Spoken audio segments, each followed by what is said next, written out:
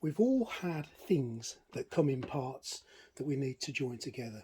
This cape for Thor was just one of those things, and I want to show you a way of putting things together that you may or may not know. Now, I haven't used any glue on this. All I've used is resin, typical resin that you would be making it with, this stuff. And all I've done, there's two ways that I've done it. One is you can use a toothpick and just drop it in, or you can get one of these brushes that we all know where these come from. These come free with all of our Elegoo resin, and we can just brush it into the gap there. A nice light coat. Use one of these handheld torches and just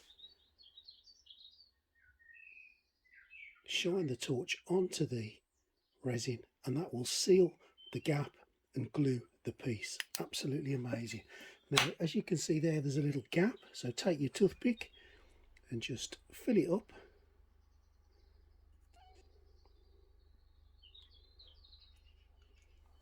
And cure. Now, you're still going to need to sand it down, but makes the piece really strong. You don't stick your fingers together with glue. You've already got plenty of this material knocking around.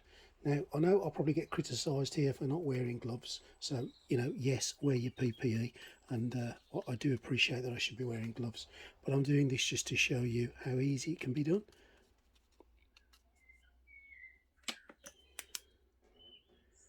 Look at that. You're still probably going to need to sand it down, depending on how careful you are. I've just plastered this on just to show you, really, but you will probably need to sand it down or finish it. But look at that. One piece made out of three pieces, and it's one of those parts of this 3D modelling hobby that is always a bit of a nightmare putting things together, but I'm sure you'll agree this is a great way of doing it. Just a quick 5-minute tip for you.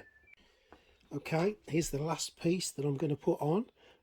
Bit of a tricky one, because as you can see, it's not quite fitting to how it should, but you know what, I'm sure we can wrangle that. Fit it as best you can.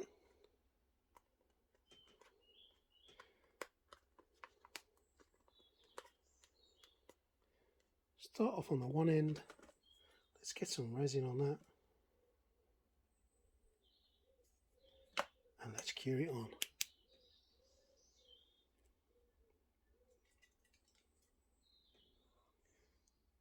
Now, like I say, you are going to need to sand this down, but certainly easier than filler. So there's the first bit, just to hold it in. Let's line up the second part. As you can see, it's holding it lovely. Let's line that second part up there. Get some resin. Get it on. Not too thick. If it's too thick, it won't set. And you'll just end up with unset resin underneath, because don't forget, you've got to sand it down. So thin layers and plenty of them. And look at that. Now that it's set to a point where you can play with it, you can spend a little bit more time and fill it in.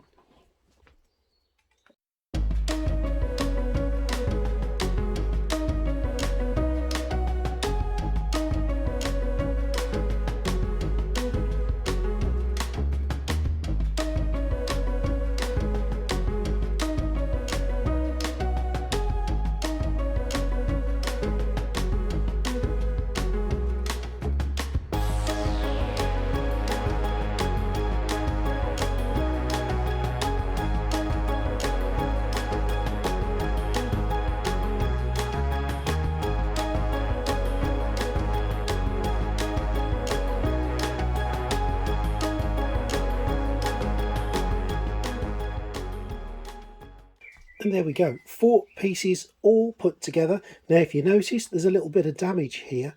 Now, what can we do about that? Well, I'll tell you what we can do about that. Let's get a little bit of resin. Let's fill it into there. And let's set it. Just a light coat, remember, not too thick. Then once it's set, another piece of resin, and just build up the layer.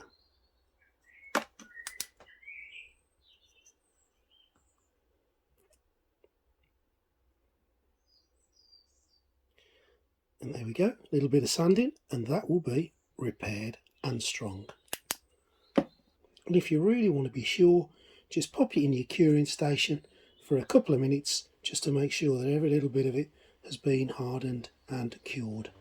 But there we go, one sort of big cloak that normally would be a little bit of a nightmare to glue together, and now it's all welded together, and yeah, really strong.